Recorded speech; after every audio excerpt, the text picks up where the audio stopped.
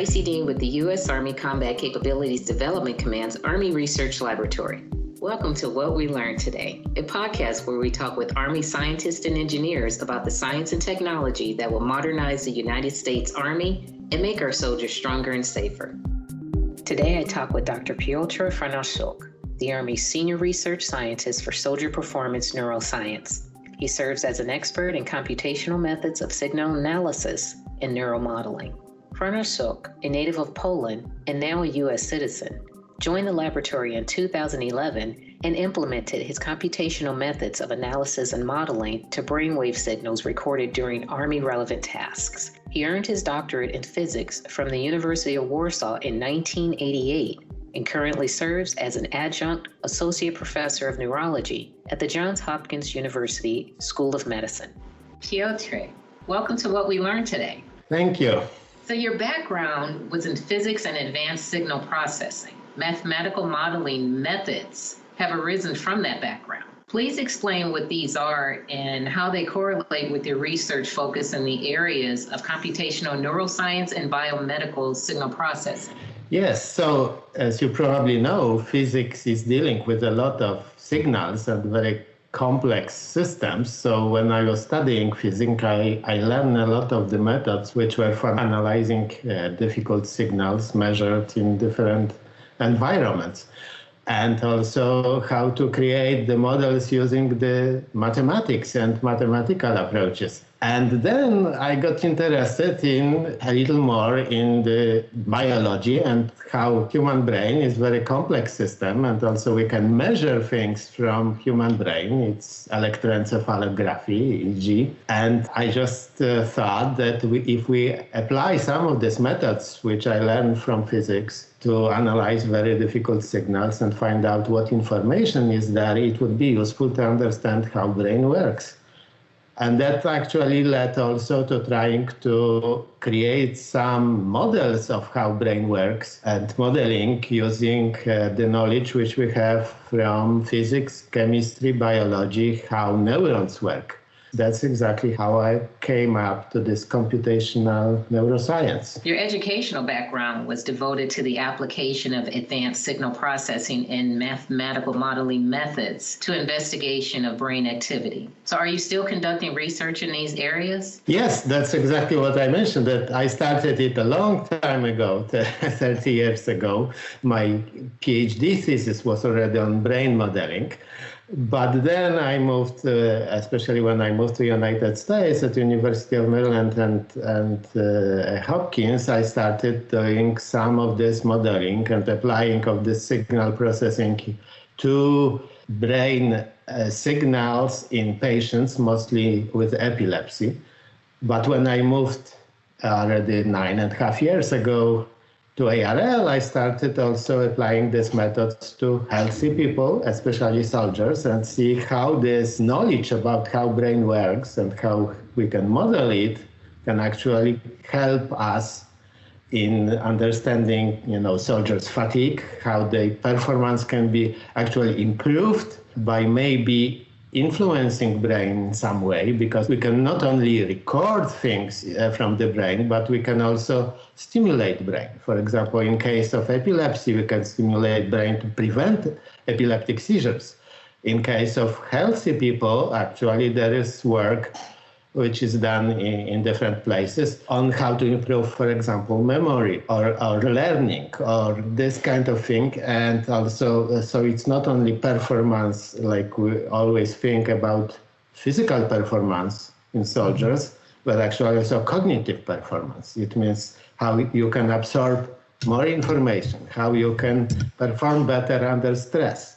And all of this, you can first analyze what we are trying also to do in nature with modeling some of the brain activity and seeing how different signals reflect what is happening in brain, how if it is fatigued or stressful.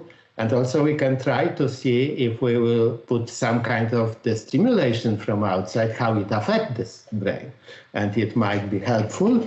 Or actually, sometimes we also see how things which soldiers unfortunately have to endure, like, for example, blasts or other things, which cause, as you know, some of the PTSD effects later.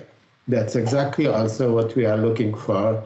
And sometimes in models, how different blasts affect the brain. And even if you cannot see it with traditional methods of imaging, the damage, it can actually make more subtle differences, which we can maybe diagnose earlier and help the soldiers earlier in overcoming this kind of the effects. You're widely known for introducing mathematical and physical approaches to investigations of the brain in clinical sciences. Can you please tell me more about the success of this effort? One of the new things when I started working in the early 90s in the University of Maryland, it is not many people from background, from physics or mathematics that were actually working in clinical departments at schools of medicine. And actually interaction between physicians and people with this kind of the background actually led to completely new look for diseases like epilepsy, for example, that you have seizures, but actually the seizures are not permanent. You are getting them from time to time.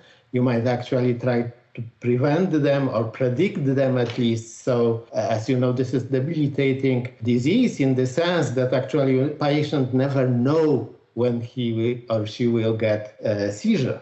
And during seizure, they cannot drive, obviously, they cannot do. But so in this case, people who are diagnosed with epilepsy cannot drive at all.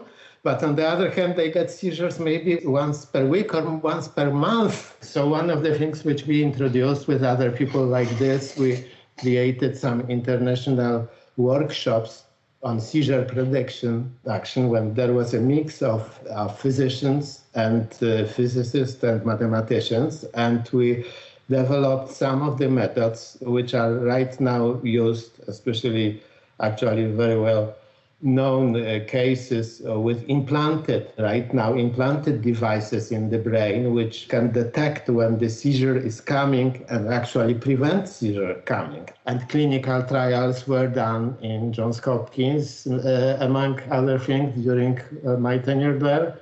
The companies like Neuroscience and Medtronic, these are kind of devices which help epileptic patients to actually even prevent their seizures. Especially there is a lot of data right now who actually show that the person who had several seizures per day with these devices implanted may have no seizures, or at least the frequency of seizures is like one per month instead of several per day. So this is the kind of things which was possible when we introduced some of the methods exactly from physics and mathematics and electrical stimulation, in addition to the traditional drugs which are based more on the biochemistry and have also very significant side effects. So this is one of the things which I introduced among other people with my background to clinical practice, and that's what I am proud of. You touched on this earlier. How can basic research in neuroscience, especially computational neuroscience, benefit the soldier? Yes, so as I mentioned, it's also the thing which is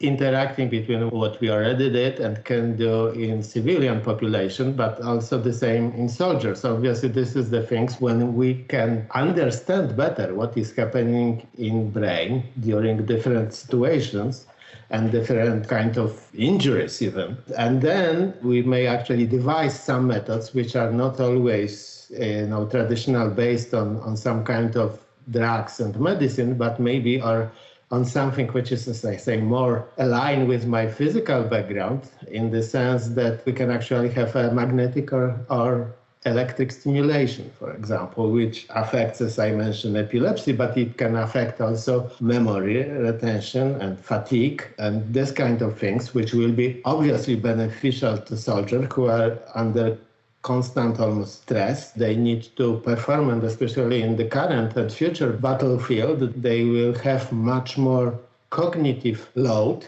in the sense of absorbing information, dealing with more complex situation, and even interacting with more smart equipment, AI, drones, and other things which will, moving forward, will actually have more of the capability to do something autonomously and interact with things. So actually, this neuroscience works on both sides. It means actually can help soldiers in such more complex situation.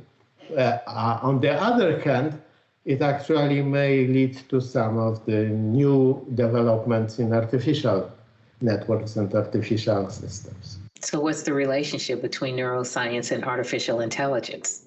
What is that all about? So not many people probably working right now in artificial intelligence know that most of the current neural networks, which are the convolutional neural networks, the name neural networks actually came exactly from our neural networks. And these are artificial neural networks, but they are based on research which was done in neuroscience in 20th century. Actually, some of the ideas for the current deep learning networks were based on some research in visual cortex of cats, actually, in 1960s. Hubel and Wiesel got Nobel Prize for this research in 1980. So this is relatively old neuroscience knowledge. When actually computers catch up and we have much more resources, we were able to start to implement similar neural networks artificially in the systems. And basically what we know now, and it's very much used in every area, is basically something which was based on this neuroscience understanding of how our visual cortex works in mid-20th century. And obviously, right now, we are related to this AI, what we call AI and machine learning is based, as I mentioned, mostly on visual cortex. And if it is just visual cortex, it's great for images. But for example, army and even in civilian work, the one application which people are trying is autonomous vehicles, okay? It's obviously that the visual analysis is important, but our brain has actually different parts of our brain is dealing with navigation, with spatial orientation, with this kind of thing, and they have different structure. And neuroscience is analyzing it now. So I am thinking that the future of AI will be that we will actually go into different parts of the brain, see how our brains or even mammals or other animals are working, and then learn from this, and we already are learning this, and transfer it for the future AI, which will be much more robust than the current ones, which is, as I say, based only on very small part, not small, but one part of our brains. So if we will use knowledge from neuroscience about the systems which deal with navigation, probably that will be much better AI for autonomous cars and vehicles than current approaches, which are based on completely different systems. What inspired your passion for neuroscience? Yes, so I was always, even in high school, I was actually not very interested in biology. I was interested in physics and mathematics. But then when I started studying physics, I actually noticed that, there are things which are very narrowly. So in the sense, when I was in the middle of my studies after 3 years in Polish system, it was equivalent of the bachelor degree in physics. I actually decided that if I will specialize in the narrow physics, I would become a specialist of one particle, maybe, okay, or something like this, because it's going narrower and narrower. On the other hand, as the methods of physics are underused in other areas, in biology and medicine. At University of Warsaw, that was the time when they started exactly the program which was called Application of Physics and Mathematics to Biology and Medicine. And it immediately interested me because I exactly seen that some of the methods which physics applied, I can apply to brain. Okay, how we are thinking, how it works. And that's exactly when I started to doing this, and my PhD was already with modeling of brain and measuring of the things which are happening in brain. And basically, so for me, it's much broader, not so narrow. You can actually understand more things. You can apply this kind of the strict mathematical and physical methods to this and came up with solutions. Multi-domain operations is the Army's newest way to fight and win in the future. How does neuroscience and neural research fit into this? Exactly this, especially when we are talking about multi-domain, it means that we will have not only Army, but Navy, Air Force and other things. So the one thing is that the people with different kind of backgrounds and different approach to solve pollution have to work together. Okay, on the other hand, they have to work also with these autonomous vehicles, a lot of other AI-based machines, equipment, and other things. And in this case, our brain accepts and work in much more complex situations. So right now we have to understand exactly how people are working now in teams which are composed with different kind of personalities. This is actually transferred to civilian work too. And then how this kind of teams also work with automated equipment.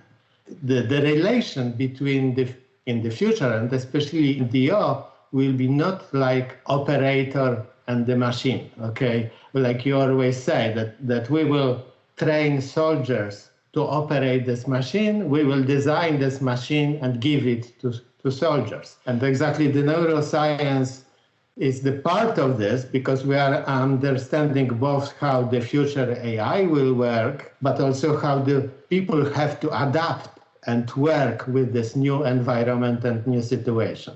So this is exactly the basic research is now going into it, how our brain and we can adapt to this very complex and new situation, and how to improve this adaptation, but different methods of training. And as I mentioned, some of this might actually involve some stimulation, for example, of brain, or some aiding of the brain. Or in the further future, there will be also augmentation. So it means that you will have some devices which might be wearable or actually even implanted, which will help you both to communicate, adapt in this large, complex environment. Across the Army, there are fewer than 40 senior research scientists, known as STs, who serve as general officer equivalents, advising leadership on science matters. What do you see as the best practice for the ST community as a whole? Okay, so I think STs provide the independent advice. As you said, we're relatively few. On the other hand, we don't usually have supervisory positions. We are not really involved in funding decisions or this kind of thing directly. So we have to concentrate on science and exactly give the unbiased advice to leaders who are deciding about the future funding, future directions of the science in the Army, and what will be important for the future Army. So, and we are actually working toward there, because especially after AFC got, created, we are consulting AFC leaders, and actually right now we are in the process. Because of the pandemic, it was not really put forward very fast, but in a more formal and more frequent kind of panel discussions about the future science for AFC. AFC meaning Army Futures Command. Army Future Command. And we have slightly different roles. Some of us actually are chief scientists at some point. So anyway, but my role, I think, is definitely because of my background. When I was at university, and as you know, especially in medical schools, I am trying to approach it exactly from the pure point of science, and other STs help me in recognizing some of the more military relevant things. We are not external academics. We are not connected directly to industry.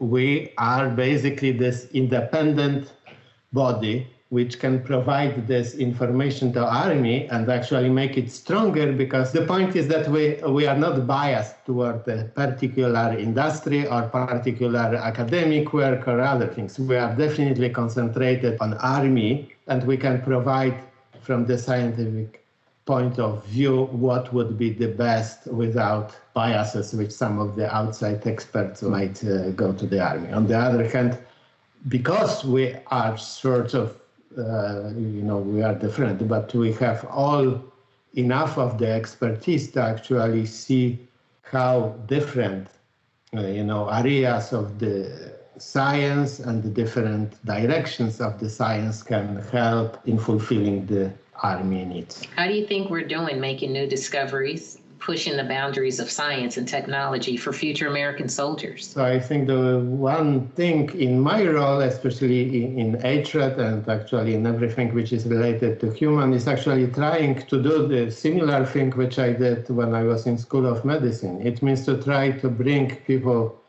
with different expertise, with different background, and apply it to relevant scientific and technological problems of future soldiers. And that's not limited to neuroscience, as my people say, but as you know, with my background, it's mostly multidisciplinary. So in the sense, it's how all of these things which we learn from physics, mathematics, and AI, computer science, we can apply to human performance and improve the soldier performance, both by improving their resilience, but also how we can augment their performance by using the advanced technologies and devices. Great. Okay, here's a bonus question I have for you. So, Are you a fan of Gene Roddenberry?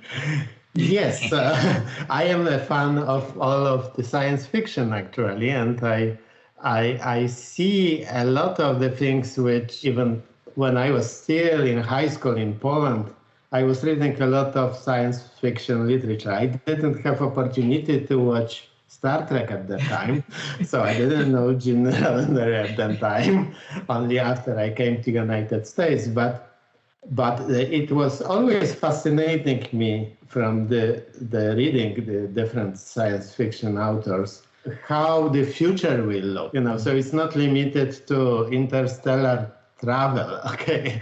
But actually some of the things which we already seen in Star Trek, like, communicators, okay? We have now smartphones everywhere, all of these communicators. And I think some of the things which are in the future in Star Trek, like universal translator, that there is something which everybody has, this universal translator, and they can communicate between different races and different things. And I think something like this is actually coming very quickly here, exactly with the advances both of neuroscience and electronics and the micro devices, that's not so far in the future, because we obviously already have a Google Translator, so we already have some kind of algorithms to do it. More advances and miniaturization, we can actually maybe have it even implanted.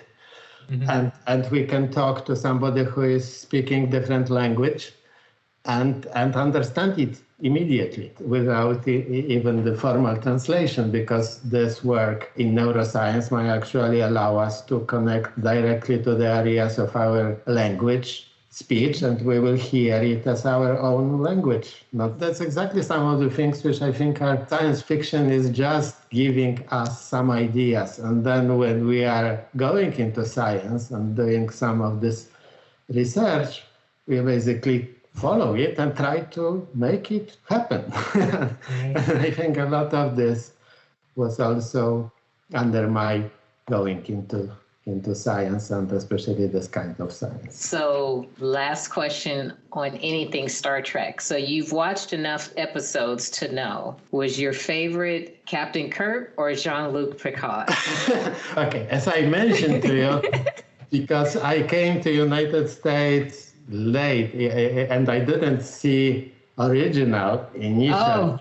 So I came up when there was already Captain Picard. I later actually learned about the Captain Kirk. He was the best. Jean-Luc Picard, the best. Yes, so for me, Picard.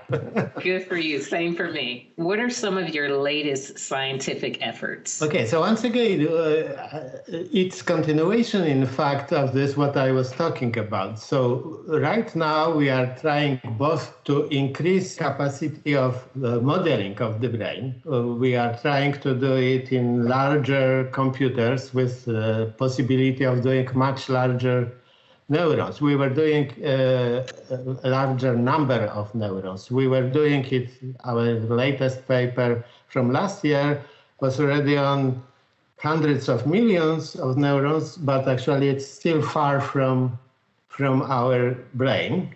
And we are going into high density computing resources in CISD and trying exactly to implement our biologically correct cortical neuron. On the other hand, we are working with some mathematicians on new methods of machine learning, which will actually take into account learning neural networks. And we would like to actually move into something, especially in spatial orientation and navigation, into something which will be better for navigation than the current AI application, but it's based exactly on this kind of modeling for our navigation. Dr. Piotr Franaszuk, the Army Senior Research Scientist for Soldier Performance Neuroscience. Thank you so much for taking time to speak with me today. Thank you, and it was a pleasure. Well, thanks for joining us for What We Learned Today. In upcoming episodes, we'll continue the discussion about the underpinning research that will build the Army of the future. Please consider liking and subscribing. Science is a journey of discovery, and we're glad you're along for the ride. For the Army Research Lab, I'm Tracy Dean.